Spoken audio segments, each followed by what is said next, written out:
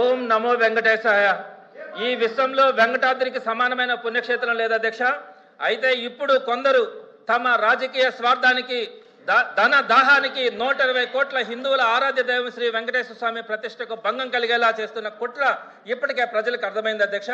ప్రపంచ ప్రసిద్ధిగాంచిన తిరుమల పవిత్రకు సంబంధించి ఈ రాష్ట్రానికి ఒక చీకటి రోజు 2024 సెప్టెంబర్ 17 అధ్యక్ష.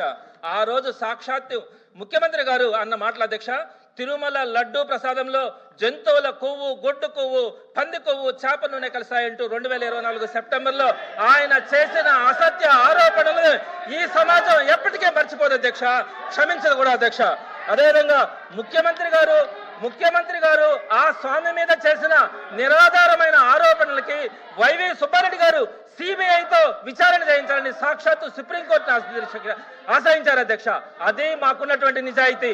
సుప్రీంకోర్టు ఆదేశాలతో అధ్యక్ష ఆయన బ్లేమ్ గా చంద్రబాబు నాయుడు గారు ముఖ్యమంత్రి గారు ఆ రోజు తిరుపతి లడ్డూలో ఇవన్నీ ఉన్నాయని చెప్పారని చెప్పి ఈవేళ సభ్యులు చెప్తున్నారు. చంద్రబాబు నాయుడు గారు చెప్పలేదు అధ్యక్ష. ఏదైతే ఎన్డీఆర్బీ రిపోర్ట్ ఉందో రిపోర్ట్ చదివారు అధ్యక్ష. ఆ విషయం చెప్పనాలి. ఏదో చంద్రబాబు నాయుడు సొంతంగా చదవలేదు అధ్యక్ష. చంద్రబాబు నాయుడు గారు సొంతంగా చెప్పలేదు. ఎన్టీఆర్ ఏదైతే రిపోర్ట్ ఇచ్చిందో ఆ రిపోర్ట్ లో లడ్డూలు కల్తీ అయ్యాయని చంద్రబాబు నాయుడు గారు ఆ రిపోర్ట్ చదివి వినిపించారు తప్ప చంద్రబాబు నాయుడు సొంతంగా చెప్పలేదు అధ్యక్ష. సొంతంగా చెప్పారని తప్పుదా పట్టిస్తున్నారు. సొంతంగా చెప్పలేదు.